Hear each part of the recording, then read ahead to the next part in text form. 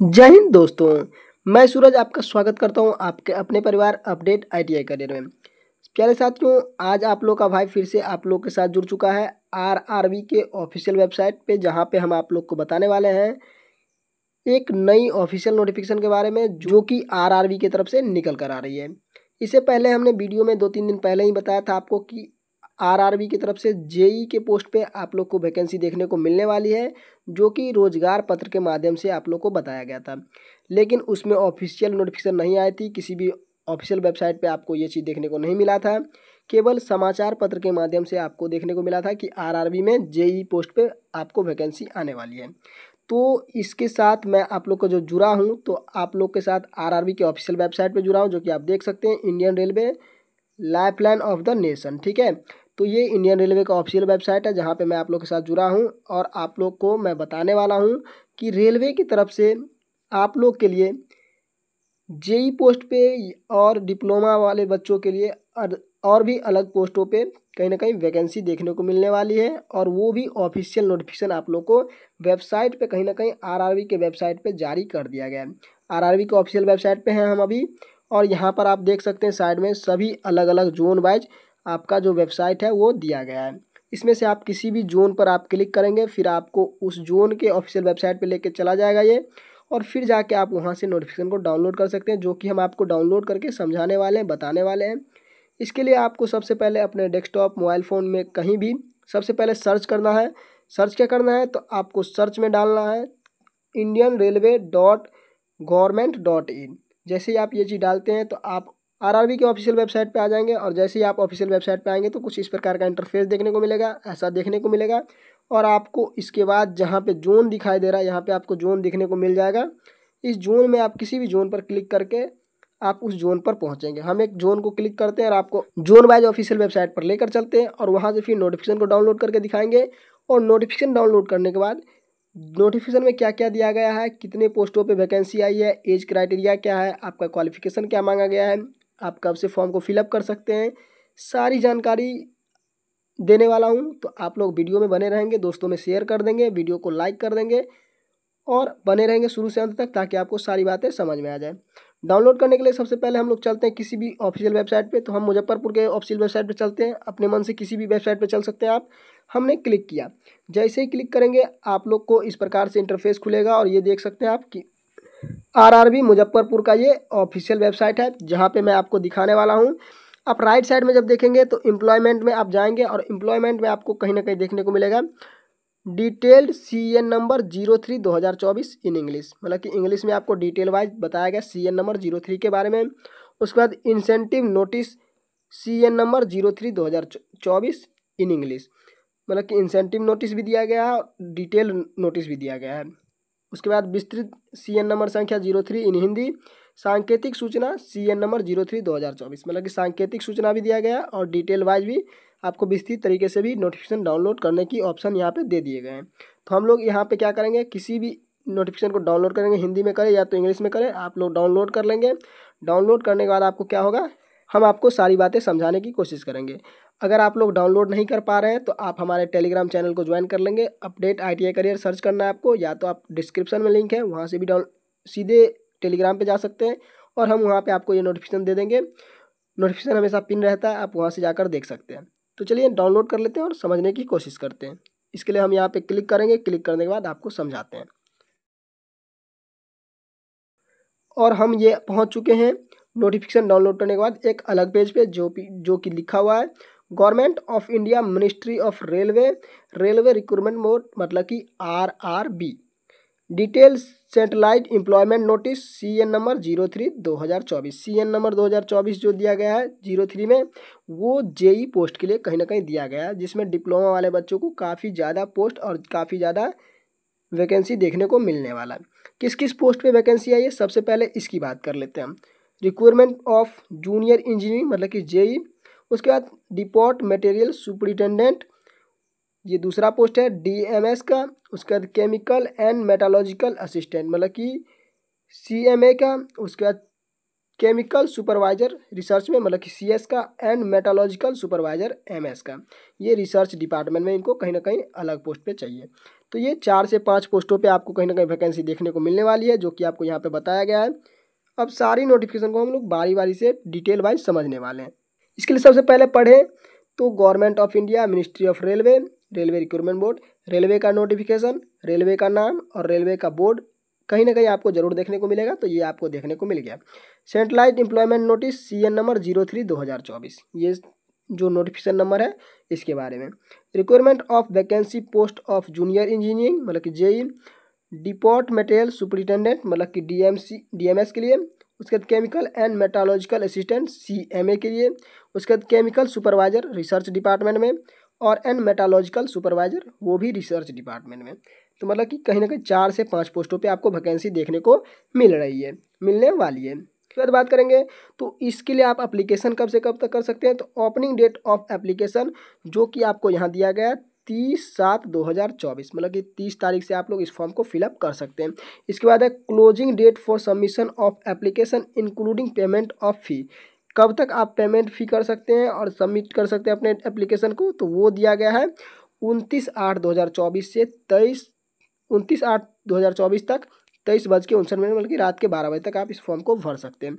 Next है date of modification window for the corrections in application from with payment of modification fee. अगर आप में कोई दिक्कत हो जाती है तो आप उसके लिए जो विंडो खुलने वाला है, आप उसमें सुधार जो करेंगे, करेक्शन करेंगे, तो उसके लिए आपको डेट दिया गया 30/8/2024 से लेकर 8/9/2024 तक। ये करेक्शन का भी डेट कहीं ना कहीं आपको दे दिया गया, ठीक है। करेक्शन का डेट आपको देखने को मिल गया यहाँ पे। इसमें आपको नोट दिया गया एक चीज़ कि detail field in create an account from an choose RRB can not be modify. जैसा कि अभी आप देख रहे हैं कि ALP डिपार्टमेंट में क्या हो रहा है कि आपको डिपार्टमेंट चेंज करने का, RRB का जोन चेंज करने का मौका दिया जा रहा है। तो आपको इस बात को हमेशा ध्यान रखना है कि JEE में ऐसा नहीं होगा। ALP में इसलिए देखने को मिला है क्योंकि उसमें वैकेंसी को बढ़ाया गया, इंक्रीज किया गया है, जिसकी वजह से उनको जोन चेंज करने का मौका दिया जा रहा है। क्योंकि बहुत सारे ऐसे बच्चे थे जो कि ऐसे बोर्ड से भर दिए थे जहाँ सीट कम थी, लेकिन वैकेंसी बढ़ने के बाद वहाँ सीट बढ़ गई है, तो बच्चे अब उस जोन को चेंज करके दूसरे जोन में जाना चाहते हैं। इसलिए रेलवे की तरफ से जोन चेंज करने का ऑप्शन दिया गया है ALP डिपार्टमेंट में। लेकिन आपको यहाँ पहले ही बता दिया गया है कि आपको डिटेल फील्ड करना है, वो भी क्रिएट एन अकाउंट। जब आप अकाउंट बनाएंगे, एप्लीकेशन को फिलअप करेंगे, उसी टाइम में आप जो RRB को चूज करेंगे उसी में आपको रहना पड़ेगा। आपको मॉडिफाई करने का कभी भी कोई ऑप्शन नहीं दिया जाएगा, ठीक है। Can not be modified. सिर्फ आप अपना जो डिटेल होगा, जो गलत फिल कर दिए होंगे, उसके लिए आपको डेट दिया जाएगा 30/8/2024 से 8/9/2024 के बीच में। ये बड़ी जानकारी थी जो कि मैंने आपको समझा दी। इसके बाद आगे बढ़ते हैं, किस किस पोस्ट पे आप लोग के लिए वैकेंसी निकल कर आ रही है।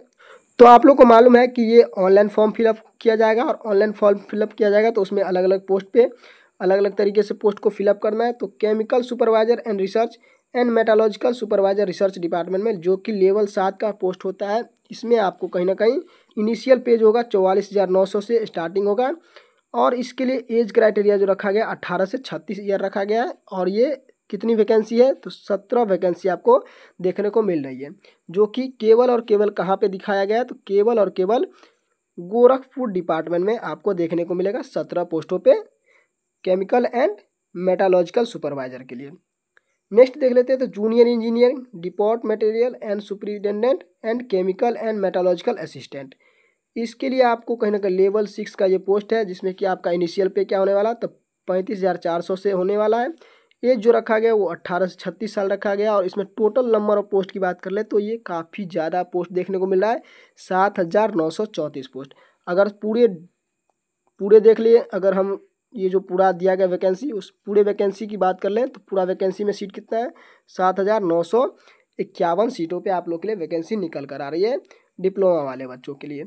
देन हम आपको समझाने वाले हैं, यहाँ पर आप देख सकते हैं इम्पोर्टेंट इंस्ट्रक्शन। इम्पोर्टेंट इंस्ट्रक्शन मतलब कि आप लोग को बोला गया कि केवल और केवल ऑनलाइन एप्लीकेशन ही सबमिट किए जाएंगे, ऑफलाइन का कोई प्रोसेस नहीं है। उसके बाद आपको बताया गया candidate writing for the final result of preside education technical qualification are not be eligible to apply. ऐसा क्या है, क्या बोला गया है, आपका एप्लीकेशन जो होगा वो क्या होगा ऑनलाइन मोड में जमा लिया जाएगा। तो ये सारी जानकारी है आपको कहीं ना कहीं आपको ये हम दे देंगे, आप लोग पढ़ लेंगे। जो जो ज़रूरी की चीज़ें हैं वो हम आपको समझा देते हैं। लेवल 7 का आपका कहीं ना कहीं ये जॉब होने वाला है, लेवल 6 का जॉब होने वाला है, तो ये हमने पहले ही शुरुआत में बता दिया। आगे की अगर बात करें तो 8वें पॉइंट से स्टार्ट करते हैं। आपको बोला गया OBC SC ST EWS और EBC वाले बच्चों को closing date for submission of online application against the CN number, मतलब कि CN नंबर के अकॉर्डिंग जो आपको डेट दिया गया उससे पहले ही आपको कहीं ना कहीं अपना एप्लीकेशन सबमिट करना है।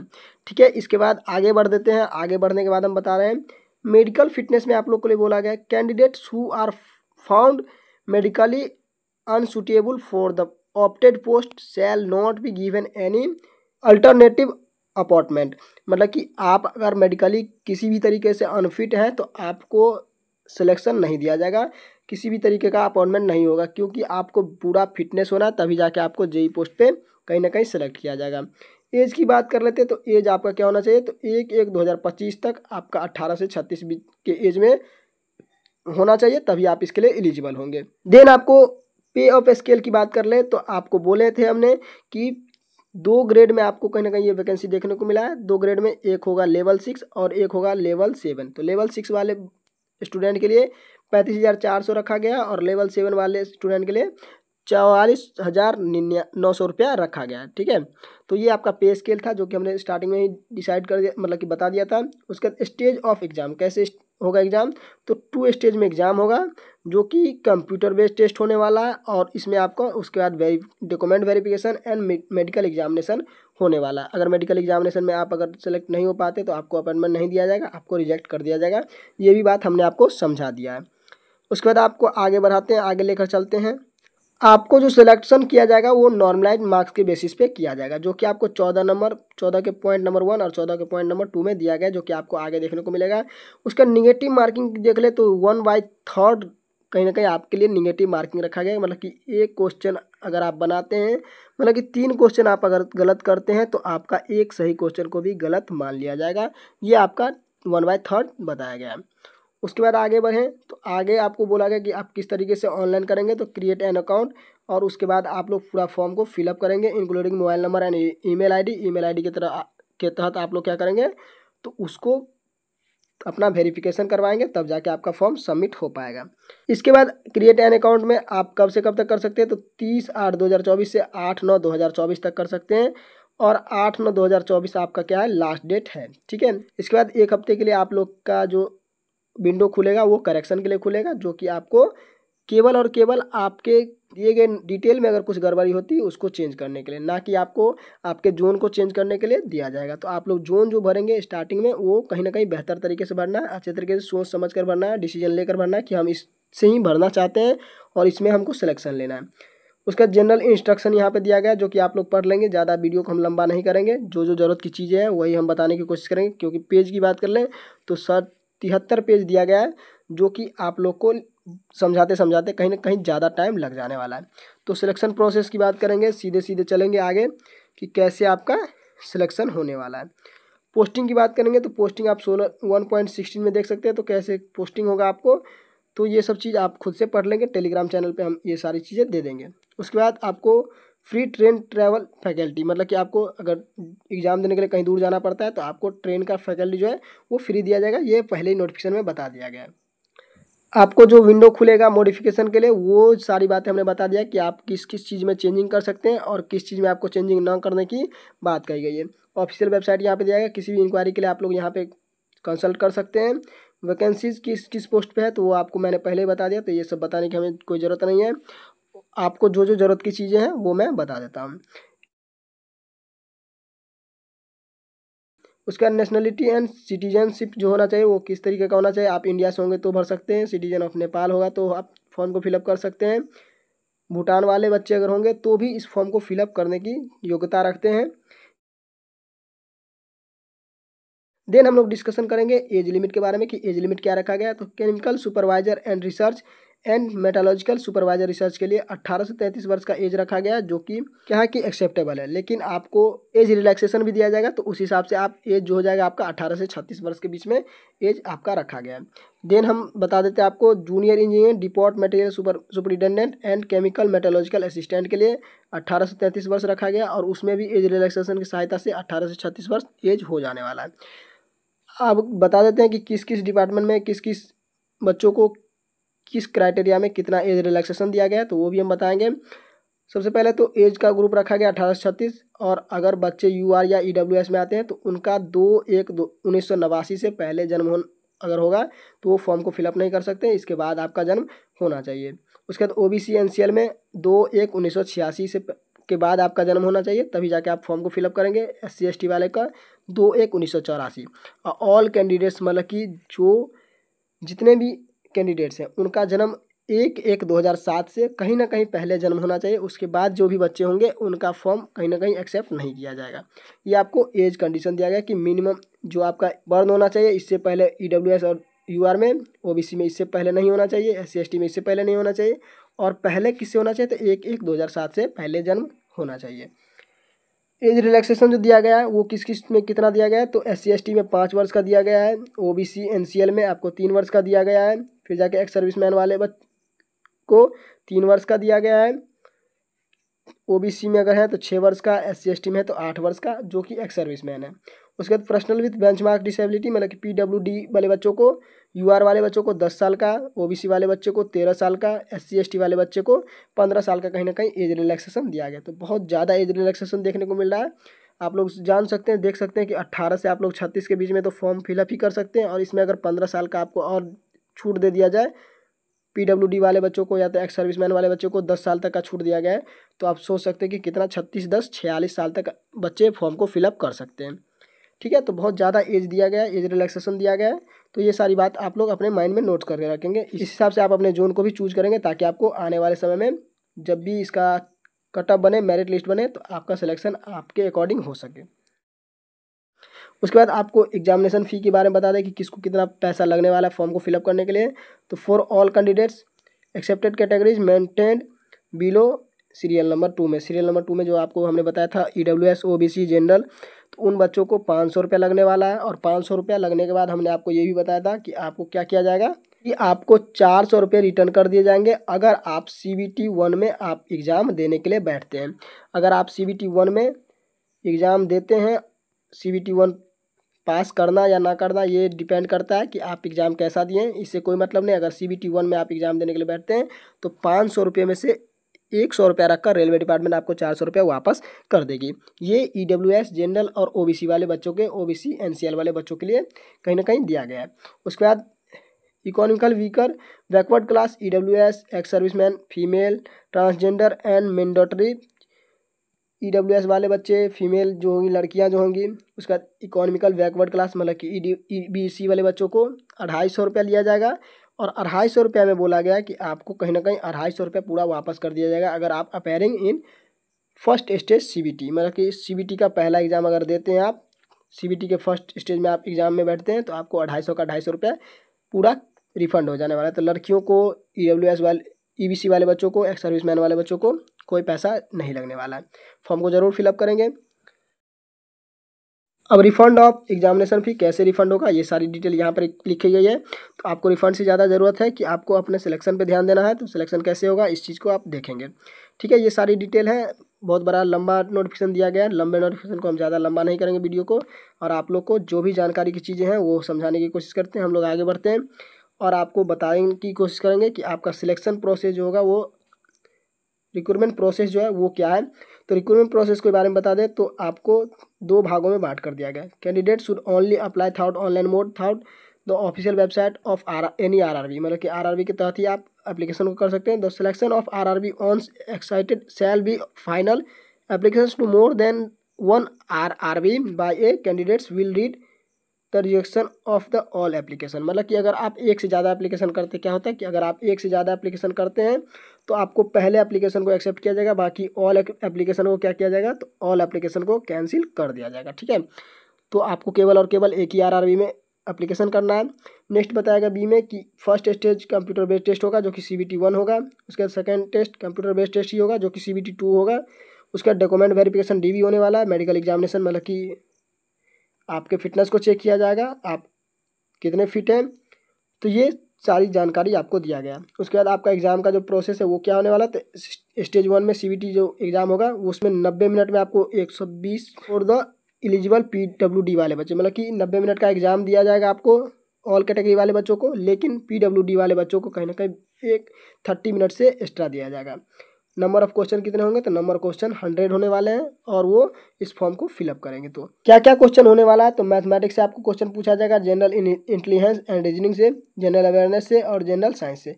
मतलब 4 फैकल्टीज में आपको 4 डिपार्टमेंट से क्वेश्चन पूछे जाएंगे, जो कि यहाँ पे भी आपको बताया गया किस किस डिपार्टमेंट से कितने क्वेश्चन पूछे जाएंगे।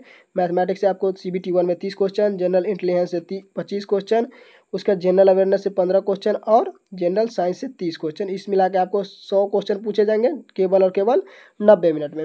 यहाँ पर आपको सारी डिटेल पूरे डिटेल वाइज में दे दिया गया। ठीक है, CBT 1 में कितने नंबर का क्वेश्चन होना है, तो 30 क्वेश्चन 30 नंबर का होना है, 25 क्वेश्चन 25 नंबर का होना, 15 नंबर का क्वेश्चन 15 वो होगा, उसके बाद 30 क्वेश्चन 30 नंबर का होने वाला, टोटल 100 क्वेश्चन और 100 नंबर होगा। और आपका 1/3 का क्या है, तो 1/3 का आपको नेगेटिव रखा गया है। ये बात को आपको हमेशा ध्यान में रखना है। अगर आप इस चीज़ को भूलते हैं तो आपका कहीं ना कहीं स्कोर कहीं ना कहीं कम होगा। CBT 2 में कैसे होना है, तो 120 मिनट आपको दिया जाएगा और जो PWD वाले बच्चे हैं उनको 160 मिनट दिया जाएगा। नंबर ऑफ क्वेश्चन की बात करें तो 150 क्वेश्चन होने वाला है और उसमें क्या क्या पूछे जाएंगे तो आप ये भी देख लेंगे। जनरल अवेयरनेस में 15 question 15 marks, physics and chemistry में आपको 15 में 15 question 15 marks, basic of computers and application में 10 question 10 marks, basic of environment and pollution control 10 question 10 marks and technical ability में 100 क्वेश्चन 100 मार्क्स। मतलब कि ट्रेड से आपको क्वेश्चन कहीं ना कहीं 100 क्वेश्चन पूछे जाएंगे। और आपका मेरिट की बात करें तो मेरिट भी आपका स्टेज 2 से ही बनने वाला है, और जिसमें कि टेक्निकल एबिलिटी आपको 100 क्वेश्चन 100 मार्क्स के पूछे जाएंगे आपके ट्रेड से। इस हिसाब से आपका 150 क्वेश्चन होगा 150 मार्क्स का, जिसमें से आपको मिनट कितने जाएंगे, तो 120 मिनट में आपको ये सारे क्वेश्चन को सॉल्व करना है। तो ये आपके पास था।